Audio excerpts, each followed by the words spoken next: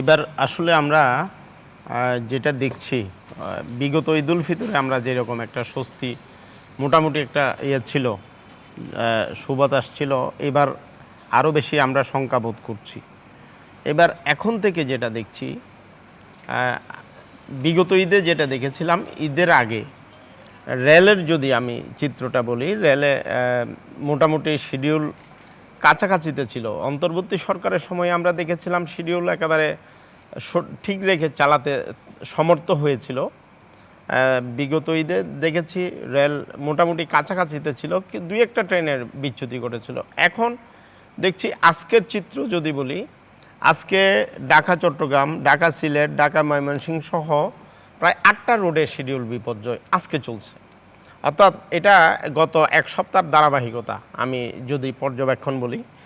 আর আগামীতে এটা যদি ওভারকাম করতে না পারে, এই অল্প সময়ের মধ্যে বিশেষ করে কোরবানিদের যে টেন্ডেন্সিটা আমরা দেখেছি, তাহলে আগামী কাল থেকে কিন্তু একটা বড় মানে দল বাড়ি যাওয়া শুরু করবে। এখন এইখানে আমরা রেলে আমরা যেটা দেখি, আমাদের প্রায় 15%, 10 থেকে 15% পর্যন্ত টোটাল যাতায়াতের 10%-এর কাছাকাছি রেলে যাতায়াত হয়।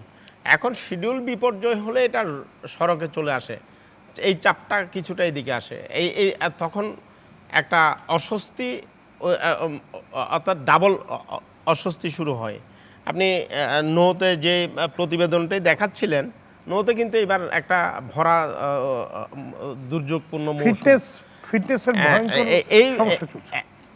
যে সমস্যাটা আমাদের হয়ে থাকে, একসাথে গার্মেন্টস ছুটি হলে, কলকারখানা ছুটি হলে, তখন লোডটা যাইয়া 2-3 দিনের মধ্যে সব লোডটা একসাথে এই যে নৌপথে পড়ে, যেটা আমরা দেখি। এখানে যদি এবার ফিটনেসহীন লঞ্চ যদি আমরা রোধ করতে না পারি এবং লোড লাইন লেভেলটা যদি আমরা মেনটেন করতে না পারি, কারণ কয়েক বছর আমরা নৌপথে বড় দুর্ঘটনা ঘটেনি, এটা আমাদের জন্য সুক্রিয়া। কিন্তু এইবার আমরা দুর্যোগপূর্ণ আবহাওয়ার কারণে কিন্তু একটা শঙ্কার মধ্যে আছে। সরকারের নিয়ন্ত্রণ ব্যবস্থা কতটুকু কঠিন হয় বা কতটুকু নিয়ন্ত্রণ করতে পারে তার উপর কিন্তু নির্ভর করছে।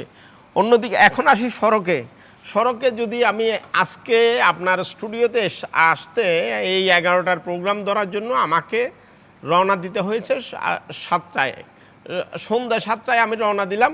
মাত্র 15 কিলোমিটার দূর থেকে আমার বাসা নারায়ণগঞ্জের সাইনবোর্ড থেকে এখানে 15 কিলোমিটার পথ। এই 15 কিলোমিটারে আমি 4 ঘন্টা আগে রওনা দিয়েছি, 11টায় এসে পৌঁছালাম। হানিফ ফ্লাইওভারটা পার হওয়া এই মুহূর্তে, অর্থাৎ গত 2 মাস ফুল সেরাত পার হওয়ার মতো অবস্থা। এটা একেবারে নিয়মিত ঘটনা, প্রতিদিনকার ঘটনা।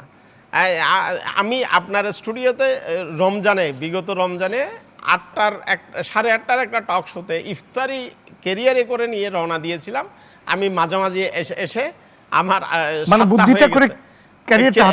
ইফতারি আসর পরে ওখান থেকে রওনা দিলাম, কিন্তু আমি পারিনি, এখানে টক শোতে এসে অ্যাটেন্ড করতে পারিনি। 7টায় হানিফ ফ্লাইওভারের উপরে আমার ইফতার সারতে হয়েছে, এইরকম অবস্থা।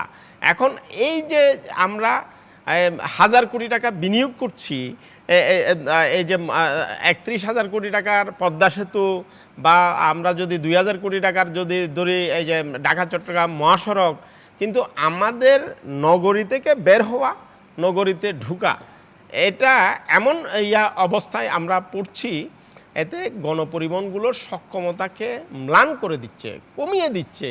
যেটা আমার ক্যাপাসিটি বাড়ানোর কথা, ঈদের জন্য আমার ক্যাপাসিটি বাড়াবার কথা, সে জায়গায় কিন্তু আটকা পড়ছি। ঢাকা চট্টগ্রাম মহাসড়ক, ঢাকা সিলেট মহাসড়ক, ময়মনসিংহ, রংপুর, রাজশাহী সহ দেশের প্রতিটি জাতীয় এবং আঞ্চলিক মহাসড়ক এখন ব্যাটারি চালিত অটোরিকশার দখলে, সিএনজি চালিত অটোরিকশা, মোটরসাইকেল, এই যে ছোট ছোট যানবাহনগুলোকে আমরা অন্তর্বর্তী সরকারের পর থেকে আমরা যে দেখলাম, তারা অবাধে জাতীয় মহাসড়কে যেভাবে চলে এসছে, বিশেষ করে গত 1-1.5 বছরে সব ব্যাটারিগুলো যেন ঢাকা শহরে বাসের গতি কমিয়ে দিয়েছে। বাসের গতি কমানোর মধ্য দিয়ে আমি যেখানে আমার যখন ঈদের চাহিদা বেড়ে যায়, আমাকে সঠিক সময়ে পৌঁছানো, সঠিক সময়ে ট্রিপটা সম্পন্ন করা যেখানে জরুরি, সেই জায়গায় কিন্তু ক্যাপাসিটি আটকে যাচ্ছে। যেখানে একটা পথে আমরা 4 থেকে 5 ঘন্টা যাতায়াত করতে পারতাম, এখানে 8 থেকে 10 ঘন্টা লাগছে।